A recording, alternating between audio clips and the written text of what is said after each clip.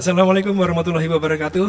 Selamat pagi teman-teman muda semuanya, dimanapun kalian berada. Dan pada hari ini, seperti biasa ya di Jumat-Jumat yang lalu ya, selama 1 jam ke depan saya akan membawakan program Dialog Kajian Keislaman. Yang pasti ketemu lagi bareng saya Iwan Kafi di sini. Dan untuk Dialog Kajian Keislaman kali ini bersama Fakultas Agama Islam Universitas Muhammadiyah Sumatera Utara, kita sudah kedatangan narasumber. Nah, untuk narasumber kita hari ini yaitu Ibu Dr. Rizka Harfiani, SPDI, MPC, yaitu selaku Ketua Prodi PAI UMSU dan juga sebagai anggota BAN PAUD PRF Sumatera Utara. Baik teman-teman muda, untuk hari ini kita mengangkat tema yaitu pendidikan agama Islam bagi ABK. Seperti apa sih cerita yang bakal kita bahas hari ini? Tapi sebelum kita bertanya-tanya ya seputar topik kita hari ini dengan narasumber kita, untuk teman-teman muda yang mau ikutan bertanya nanti juga bisa ikutan ya, bisa melalui WhatsApp kita di nomor 0821-2216. Jadi bisa melalui WhatsApp kita di chat atau melalui WhatsApp di telepon WhatsApp ya di 0821-22022916. Dan juga saat ini kita sedang siaran langsung atau live di Facebook kita di UMSU spasi M-Radio spasi Medan. Baik, langsung aja kita mau bertanya-tanya sedikit dulu nih ya informasinya seputar tema kita hari ini dengan narasumber kita yaitu Ibu Dr. Rizka Harfiani. Baik Ibu, selamat pagi. Assalamualaikum warahmatullahi wabarakatuh. Waalaikumsalam warahmatullahi wabarakatuh. Iya Ibu, gimana apa kabarnya Bu? Alhamdulillah sehat masih Mas. Sehat ya Bu ya. Iya. Sehat juga kan? Alhamdulillah sehat. Baik Ibu, kira-kira bisa menceritakan sedikit tema kita hari ini tentang pendidikan agama Islam bagi ABK Ibu? Baik, sebelumnya saya sapa dulu lah ya teman-teman anak muda UMSU FM.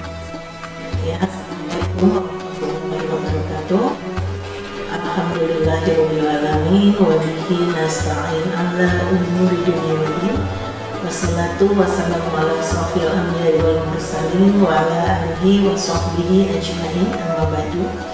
Puji dan syukur kehadirat Allah Subhanahu wa taala yang telah memberikan kita rahmat kesehatan dan juga kesempatan sehingga kita bisa bersua walaupun via suara di UMSU FM ini dalam keadaan sehat ya. Dan juga salam dan salawat tak lupa kita sampaikan pada junjungan kita Nabi besar Muhammad Sallallahu Alaihi Wasallam beserta keluarga dan para sahabatnya yang telah memberikan kita tuntunan dalam kehidupan. Baiklah pemirsa setia UMSU Radio, di sini kita mengangkat topik tentang pendidikan agama Islam. Nah, Islam itu sendiri adalah rahmatan lil alamin, artinya rahmat bagi seluruh alam. Ya, Nabi Muhammad SAW diutus ke dunia ini sebagai rahmat bagi seluruh umat manusia. Nah, di situ juga tertera Allah Subhanahu wa taala berfirman dalam Quran surat Al-Anbiya yaitu surah 21 ayat 107. Bismillahirrahmanirrahim. Wa ma arsalnaka illa rahmatan lil alamin. Yang artinya itu, dan kami tidak mengutus engkau Muhammad melainkan untuk menjadi rahmat bagi seluruh alam. Jadi artinya di sini adalah Nabi Muhammad membawa ajaran Islam untuk seluruh umat manusia tanpa terkecuali. Jadi Islam itu sendiri bukanlah agama yang eksklusif gitu. Jadi bukan agama untuk golongan tertentu saja, tapi bersifat inklusif ya, bersifat menyeluruh untuk semua manusia. Itu tanpa memandang ras, suku bangsa, laki-laki ataupun perempuan, tua, muda, kaya, miskin, yang tinggal di desa, tinggal di kota, ya baik itu orang yang kondisinya normal ataupun cacat, ya. Jadi,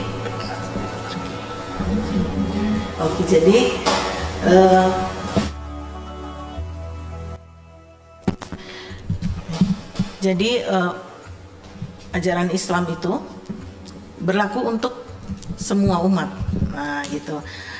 Nah, menurut ahli tafsir itu Muhammad bin Ali As-Sawqani dalam Fathul Qadirnya dia menyatakan makna dari Quran surat Al-Anbiya ya, surat 21 ayat 107 tadi, bahwasanya Nabi Muhammad itu diutus dengan membawa hukum-hukum syariat sebagai rahmat bagi seluruh manusia tanpa ada alasan khusus atau pengecualian khusus.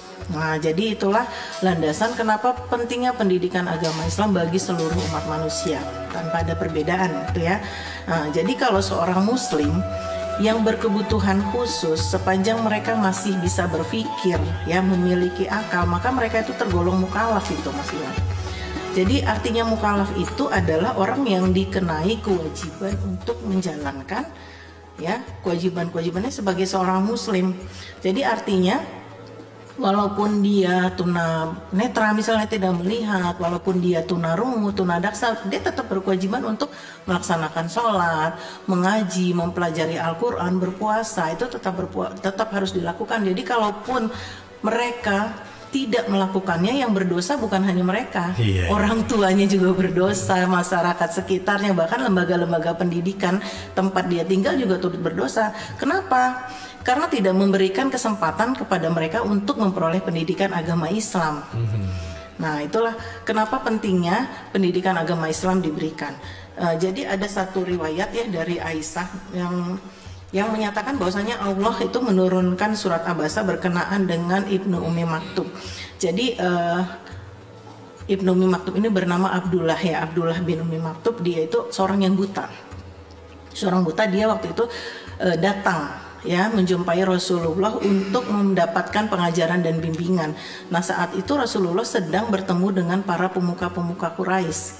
Nah, jadi kemudian melihat Abdullah bin Ibnu Maktum ini, Ummi Maktum ini, dia kemudian bermuka masam dan memalingkan dan memberikan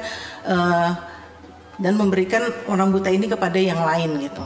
Nah, disitulah turunnya Quran surat Abasa yang memberikan peringatan kepada Rasulullah, ya, bahwasanya tidak boleh seperti itu.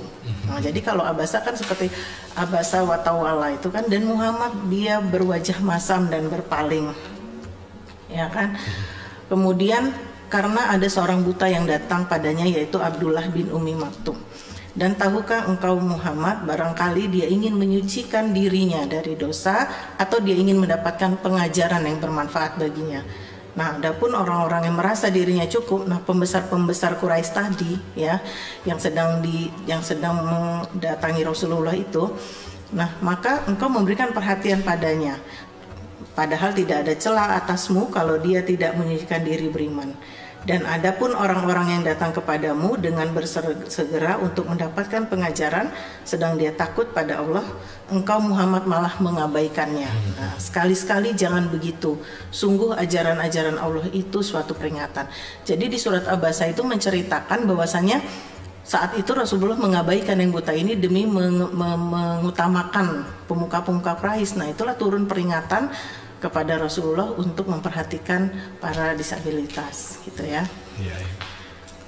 Oke, kemudian ada juga dalam Quran surah An-Nur, ya, surah ke-24 ayat 61, itu juga Allah Subhanahu wa taala menyatakan tentang etika-etika ataupun norma-norma dalam kita bergaul, ya. Di situ tertera bahwasanya tidak ada halangan bagi orang buta, tidak pula orang pincang, tidak pula orang sakit, tidak pula bagimu, ya, di rumah kamu untuk mereka sama-sama makan di rumahmu, di rumah bapak-bapakmu, di rumah ibu-ibumu, di rumah saudaramu. Jadi tidak ada sebetulnya halangan, gitu, untuk kita bergaul bersama mereka, ya, mereka tanda kutip, ya, orang-orang yang berkebutuhan khusus itu. Nah, jadi itulah landasan-landasan Quran, ya, karena sebetulnya Allah Subhanahu wa taala sendiri itu menciptakan manusia dalam bentuk yang sebaik-baiknya. Ya, kan juga ada di dalam Al-Qur'an surat At-Tin, ya, surah 95 ayat 4, ya, laqad khalaqnal insana fi ahsani. Islam juga diberikan pada ABK. Oke. Nah, kalau kita lihat ini, ya, Mas Iwan, ini berdasarkan dari informasi dari Direktorat PPKLK, itu Pembinaan Pendidikan Khusus dan Layanan Khusus, ya, pendidikan dasar. Ini menyatakan bahwasanya layanan bagi ABK di Indonesia itu masih tergolong rendah. Ya, hal ini dikarenakan, ya, yang pertama itu masih sedikitnya tenaga pendidik yang bersedia untuk mendidik anak berkebutuhan khusus tersebut. Kemudian kurangnya kesiapan dari sekolah dalam memberikan akses pendidikan terhadap ABK. Dan selain itu juga dipengaruhi dari ketersediaan anggaran operasional pemerintah. Ya, selain itu juga rendahnya ekonomi orang tua. Jadi kan kadang-kadang kita cenderung kalau sekolah SLB itu biaya mahal ya. Ya, jadi karena ekonominya orang tuanya lemah, jadi tidak sanggup untuk menyekolahkan anaknya di SLB. Kemudian SLB itu juga jumlahnya cuma sedikit. Jadi kadang-kadang orang yang jaraknya jauh dari rumah dan tidak bisa untuk menyekolahkan anaknya ke SLB. Kemudian juga data dari Badan Pusat Statistik. Tapi ini yang di tahun 2017 ya, bahwasannya ABK di Indonesia ada sekitar 1,6 juta dan baru 18% yang memperoleh layanan pendidikan. Jadi masih sangat rendah. Ya, jadi upaya pemerintah tuh untuk memberikan layanan selain ada sekolah-sekolah SLB, sekolah luar biasa, juga ada namanya program pendidikan inklusif gitu di sekolah-sekolah reguler. Ya, jadi itulah mungkin pengantar sedikit ya dari saya Mas Iwan. Kita akan mungkin lebih enak dialog ya, dialog kajian Islam gitu. Iya, baik, terima kasih Ibu yang sudah memberikan sedikit pengantar ya berkaitan dengan tema kita hari ini, yaitu pendidikan agama Islam bagi ABK atau anak berkebutuhan khusus. Nah, untuk teman-teman muda yang mau bertanya-tanya seputar tema kita hari ini, bisa langsung telepon ya melalui WhatsApp kita di 0821 22022916 atau bisa melalui chat juga ya. Chat di WhatsApp kita, dan juga bisa melalui kolom komentar yang ada di Facebook kita, karena saat ini kita juga sedang live atau siaran langsung di Facebook kita, UMSUS spasi MDD spasi Medan.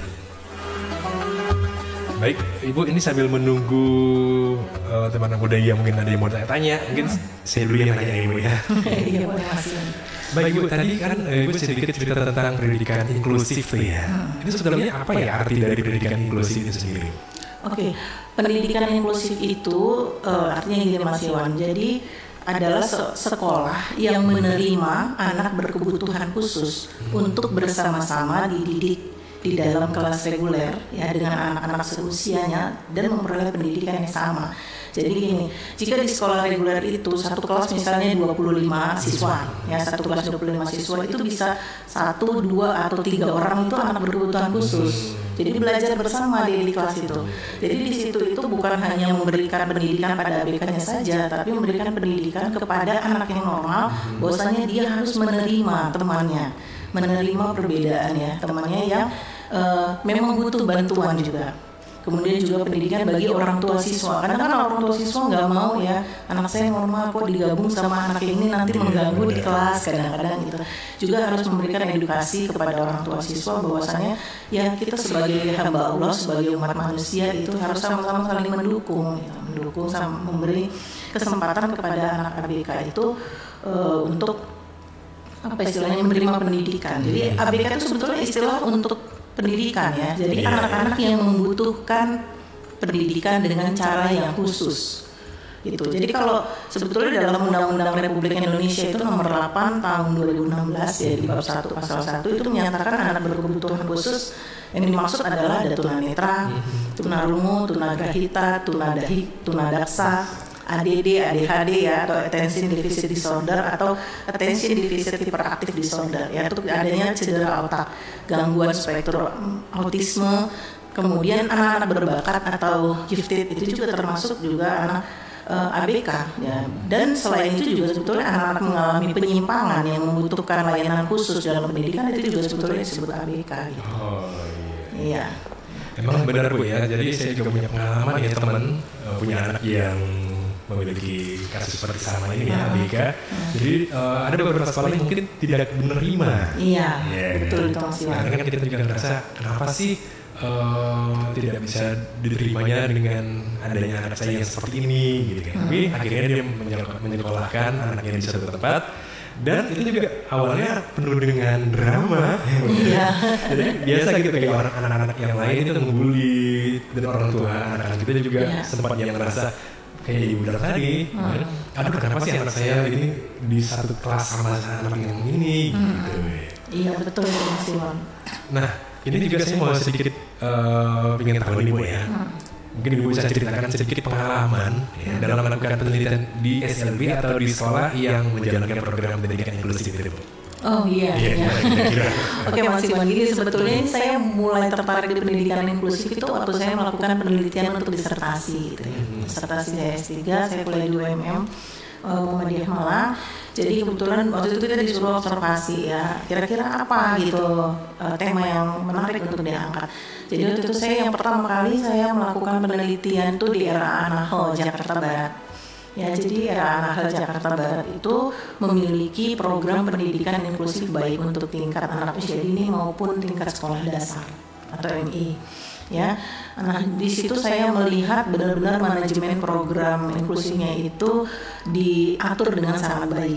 Guru-gurunya juga memiliki kompetensi yang baik, kemudian juga dia memiliki program-program ya selain peningkatan kompetensi guru, kemudian ada program Open Day untuk memberikan edukasi pada masyarakat, kemudian juga dia melibatkan orang tua ya, kemudian dia juga memberikan memiliki potensi ya daya dukung dari sekolah itu sendiri. Jadi saya benar-benar tertarik untuk melakukan penelitian itu. Jadi di sana banyak anak-anak disabilitas yang akhirnya bisa berbaur dengan anak normal. Karena anak berkebutuhan khusus ini jika kita terapi rutin, jika kita beri pendidikan rutin itu bisa sembuh, bisa normal gitu. Nah, itu bisa normal. Jadi bisa satu sekolah itu berhasil gitu ya, berhasil dalam mendidik ABK ini menjadi anak yang sama seperti anak normal lainnya. Kemudian yang kedua saya juga meneliti di SLBIC ya, sini SLBIC Tembung juga bagaimana sekolah tersebut memberikan pendidikan agama Islam ya bagi anak-anak berkebutuhan khusus dan juga pemberian pendidikan vokasional ya, keterampilan hidup. Jadi istilahnya tamat dari situ, tamat usia SMA dia sudah bisa bekerja. Jadi walaupun dia disabilitas dia sudah bisa bekerja untuk memenuhi kehidupannya, tidak tergantung pada orang lain lagi. Kemudian ada juga satu lagi yang khusus hafiz Quran, inilah yang menarik ya di SLB Sahabat Quran Binjai. Sahabat Quran Binjai itu dia prestasinya sangat banyak.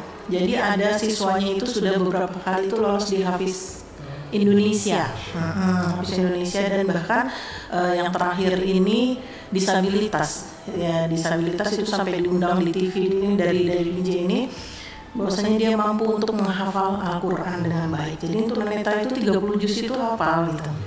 Nah, jadi saya tertarik melihat itu, kemudian saya melakukan penelitian gitu tentang pendidikan agama Islam bagi anak berkebutuhan khusus. Oh iya, baik ya. Memang kalau kita lihat seperti yang kita bilang tadi, itu kayaknya jangan sampai ada diskriminasi, jangan ada sampai ada perbedaan ya, karena memang setiap manusia itu, setiap anak juga punya hak sama untuk mendapatkan pendidikan. Iya, betul.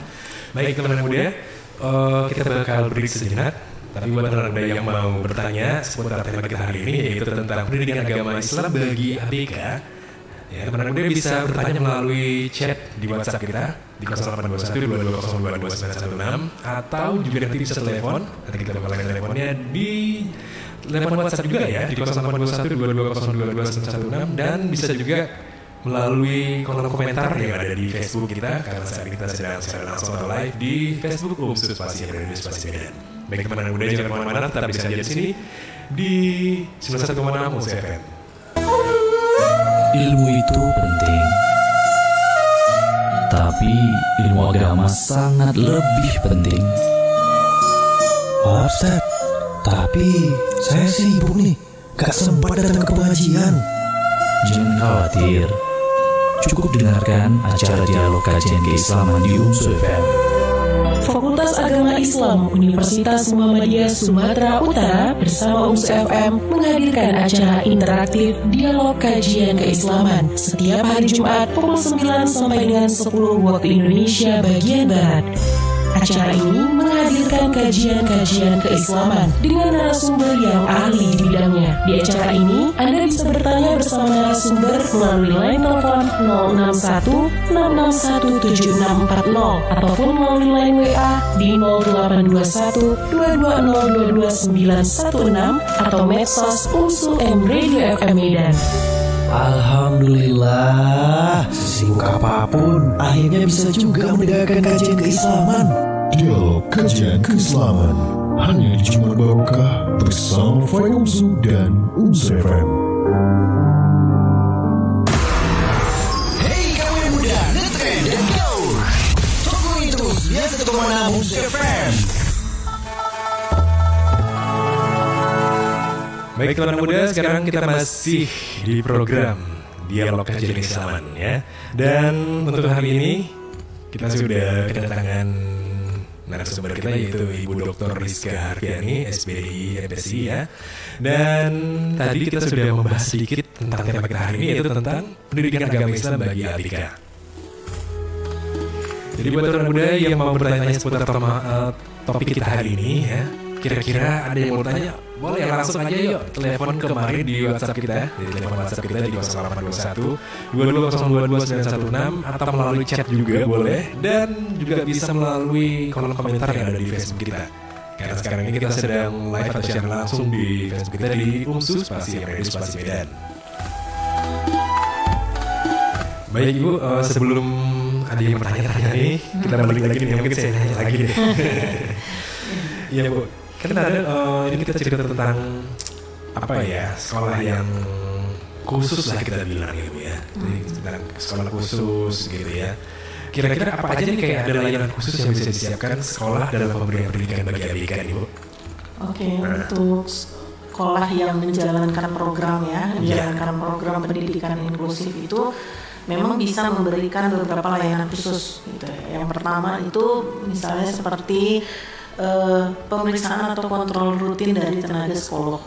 Jadi sekolah itu harus menyiapkan tenaga psikolog di sekolah tersebut. Nah, jadi biasanya seminggu itu 2 kali, 3 kali itu dia datang untuk mengontrol perkembangan ABK itu sendiri gitu. Kemudian sekolah itu juga harus bekerja sama dengan mendatangkan tenaga PLB atau petugas luar biasa. Karena orang PLB ini biasanya dia lebih paham gitu untuk mengatasi anak-anak yang bermasalah. Ya, misalnya dia tantrum, kadang-kadang tiba-tiba ngamuk begitu ya. Nah, jadi juga harus bekerja sama gitu dengan tenaga PLB. Kemudian juga adanya tenaga terapis. Itu biasanya sekolah-sekolah yang menjalankan program pendidikan inklusif itu sebaiknya ya dia itu memberikan saran kepada orang tua agar anaknya itu dilakukan terapi rutin di klinik kesehatan ataupun rumah sakit yang dirujuk ya. Jadi melakukan terapi rutin setiap 3 bulan sekali itu memberikan laporan perkembangannya kepada sekolah. Jadi sekolah tahu juga perkembangannya sejauh mana anak itu bisa menjadi lebih baik. Jadi ada tenaga terapis juga. Ya, kemudian yang keempat itu sendiri sekolah itu harus juga menyediakan shadow teacher. Nah, shadow teacher itu bisa dari orang tuanya sendiri jika orang tuanya tidak bekerja, ataupun orang tua membayar orang lain untuk mendampingi anaknya di kelas, ataupun sekolah yang menyediakan shadow teacher. Gitu. Jadi kan kadang kalau misalnya guru itu sendiri dia sering kesulitan ya menghadapi tiba-tiba yang satu ngamuk, kan nggak mungkin dia menghadapi anak ABK ini yang membutuhkan penanganan secara individual dan mengabaikan anak yang lain kan gitu. Jadi dia butuh shadow teacher itu untuk menghandle, atau dalam satu bentuk team teaching gitu. Dalam kelas tuh team teaching, jadi gurunya nggak hanya satu. Kalau gurunya satu khawatir nanti kewalahan, karena kan nggak diduga. Kemudian yang berikutnya juga ada namanya, kita kenal di Indonesia itu PPI atau program pembelajaran individual. Nah, program pembelajaran individual itu PPI itu adalah program secara individu bagi anak-anak berkebutuhan khusus. Nah, jadi bisa juga bentuknya seperti ini ya, kayak les tambahan gitu. Jadi kalau misalnya anak-anak yang lain sudah pulang, nah kemudian anak berkebutuhan khusus dilatih. Misalnya seperti anak yang kesulitan bicara ya, terus speech delay itu dilatih diulang. Kayak mungkin kalau misalnya anak biasa seminggu sudah bisa hafal 1 huruf pendek, dia kan kesulitan. Nah, itu dia butuh bantuan lagi. Ya, nah kemudian juga sekolah juga harus menjalin kemitraan juga sih dengan dia klinik-klinik kesehatan gitu ya, untuk melihat perkembangan ABK itu sendiri. Jadi itu layanan khusus mungkin yang membedakan ABK dengan anak yang normal. Terima kasih. Baik Bu, jadi kalau seperti yang gue bilang tadi, mungkin ada juga perlunya terapi di luar juga Bu ya. Iya. Kita ada perkembangan juga ya, karena di sekolah aja. Karena di sekolah harus ada terapi juga di luar. Benar sekali. Nah ini kira-kira Bu ya, kira apa ya metode pendidikan dalam pandangan Islam? Iya. Apa aja sih gitu? Iya. Baiklah, sebetulnya ini gini ya, ini metodenya ini metode pendidikan agama Islam. Ya, saya itu lebih suka, saya mengambil itu dari Abdullah Nasirullah ya.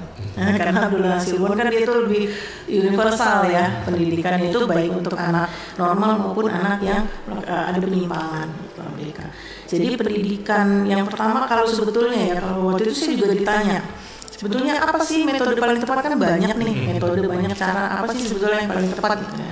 Sebetulnya yang paling tepat itu kasih sayang gitu. Metode kasih sayang itu yang paling tepat. Ya cuman karena gini, kalau kita tulus ya sayang menyayangi ABK itu sendiri gitu kan, kita akan menemukan ataupun kita akan mudah menjalani metode-metode lain gitu. Jadi kuncinya sebetulnya kasih sayang. Cuman kalau dari tatanan pendidikan itu bisa kita melakukan yang pertama ada namanya metode nasihat. Ya, metode nasihat. Jadi nasihat ini kan bukan untuk ABK aja ya, untuk semuanya juga bisa ya diberikan gitu ya, atau memberikan pengetahuan ya, atau memberikan sesuatu hal-hal yang baik ya, berupa tausiah atau nasihat. Nah yang kedua itu keteladanan. Nah keteladanan itu kan juga di dalam Quran surat Al-Ahzab ya ayat 3, surat 33 ayat 21 kan udah dibilang juga ya, bahwasanya Rasulullah itu merupakan suri tauladan. Nah jadi kita juga dalam mendidik anak-anak memberikan keteladanan. Nah jadi kalau misalnya orang tuanya rajin sholat, rajin ngaji, itu kan diharapkan anak-anaknya ngikut. Ngikut. Ya, jadi kalau walaupun di ABK melihat orang tuanya itu tekun beribadah, gitu, dia nanti akan timbul ketertarikan untuk mengikutinya. Kemudian yang ketiga itu dengan metode kebiasaan. Ya, jadi biasakan anak untuk melakukan ritual-ritual ibadah atau melakukan pembiasaan nilai-nilai yang baik, ya nilai kebaikan.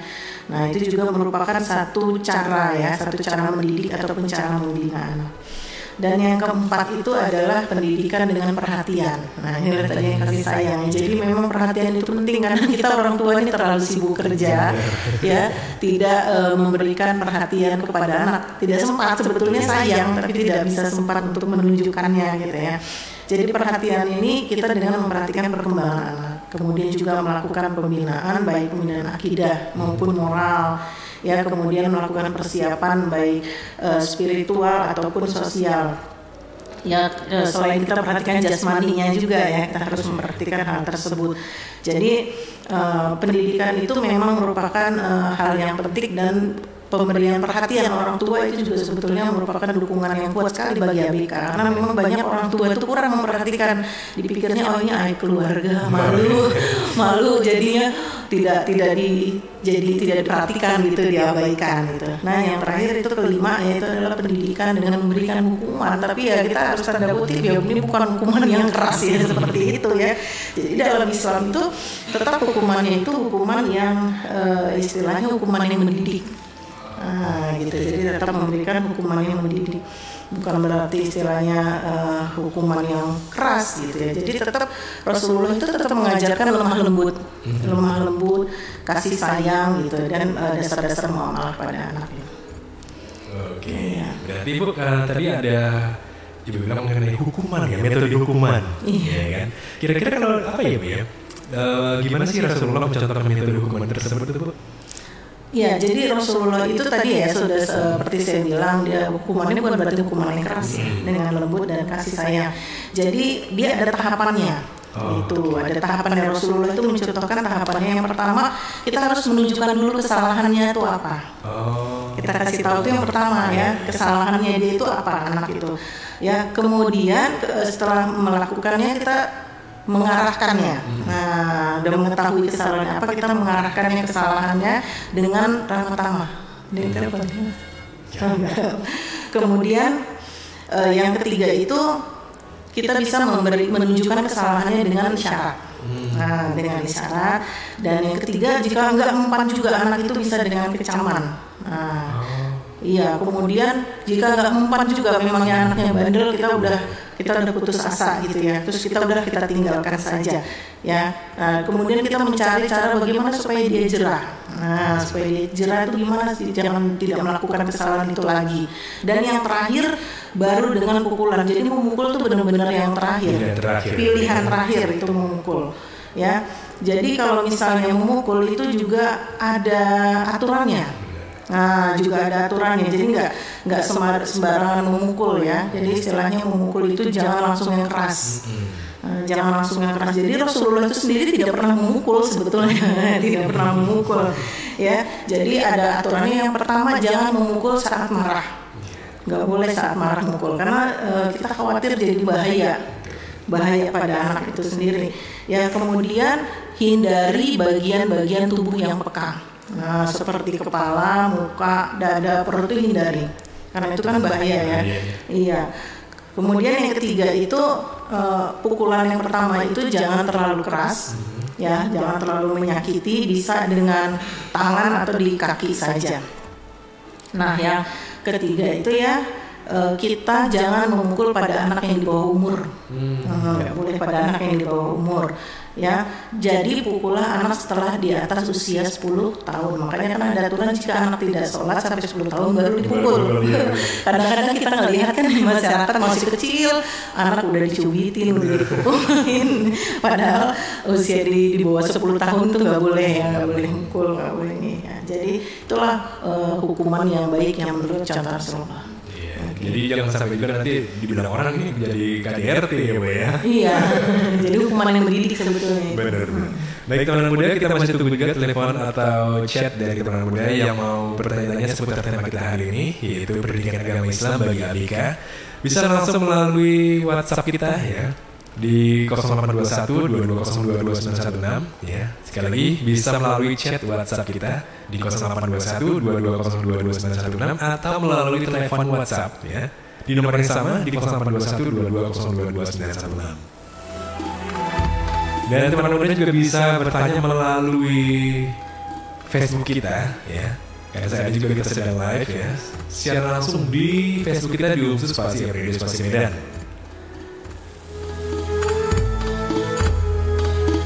Baik Bu, ini sebelum ada lagi pertanyaan nih, saya mau nanya lagi nih Bu ya. Kira-kira apa aja sih Bu ya faktor yang menimbulkan penyimpangan pada anak Bu?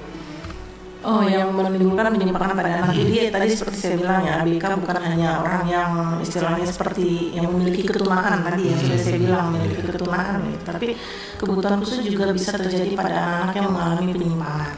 Penyimpangan dalam hal ini adanya satu dekadensi moral. Jadi ada dekadensi moral. Jadi ada faktor-faktor memang ya yang menimbulkan penyimpangan pada anak.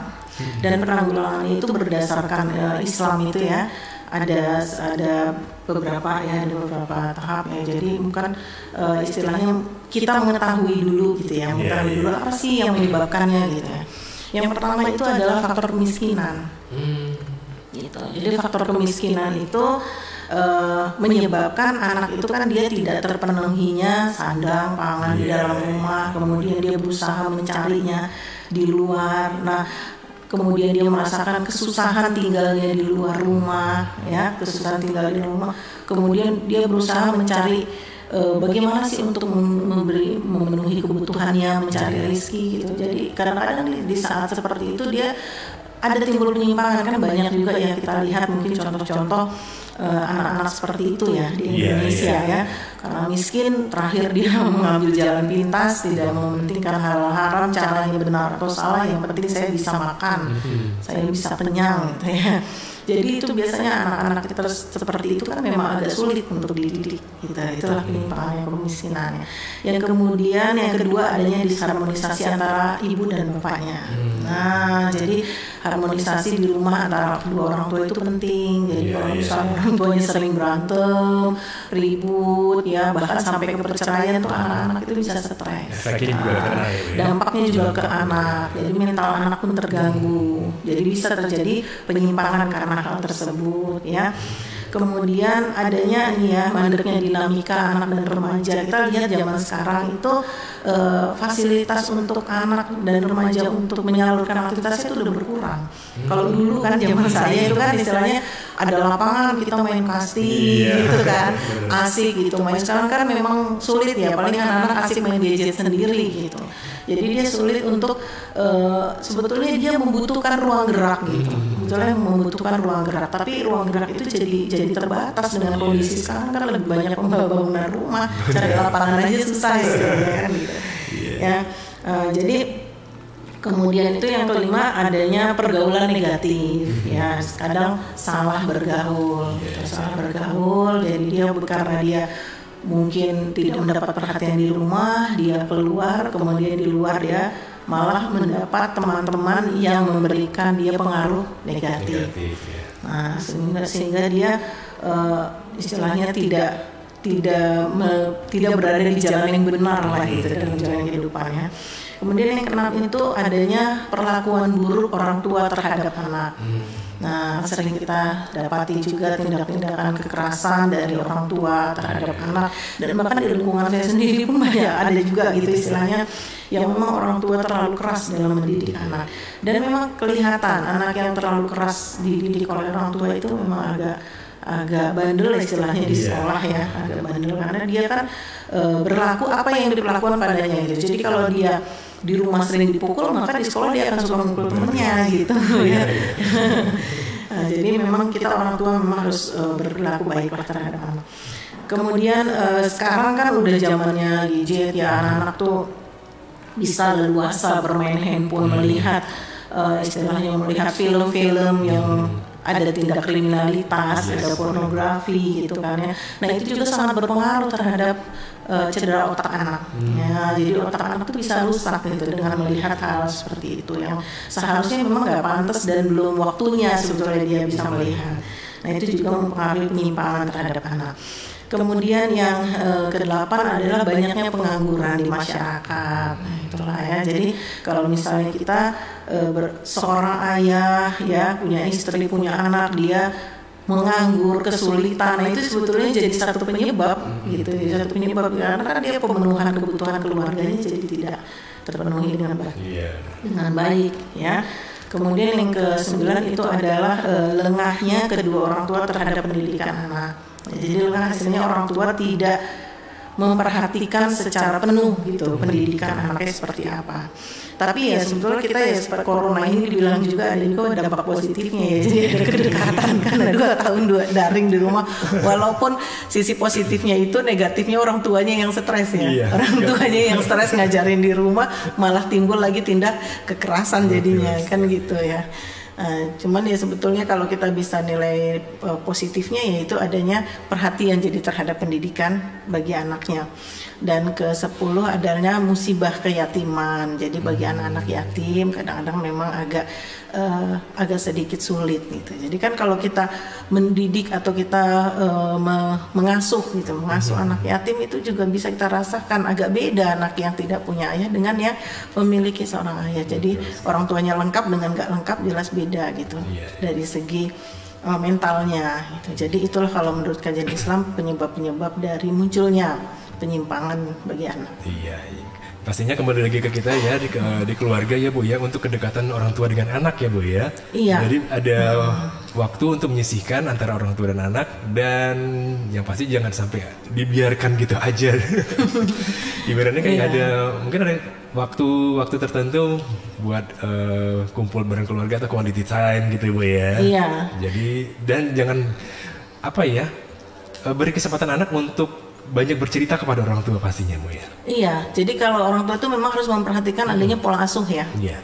Pola asuh terhadap anak, apakah orang tuanya itu otoriter ataukah demokratis ataukah acuh tak acuh kan gitu ya, dia beda-beda.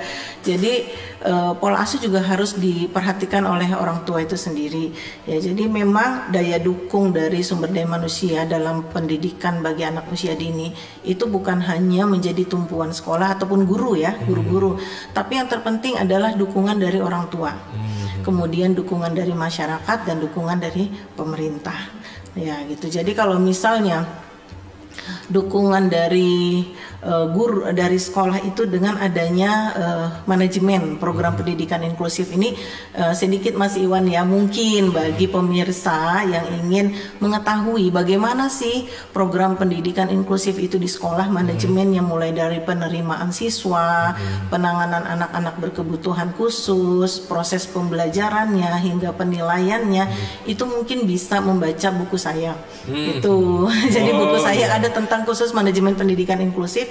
Itu dulu pertama terbit ya, itu tahun 2009 yang menerbitkan itu di Lambert, Jerman. Kemudian karena dalam berbahasa Inggris, kemudian ada banyak saran dan permintaan dalam bentuk bahasa Indonesia. Akhirnya bahasa Indonesianya ini alhamdulillah dicetak oleh Press.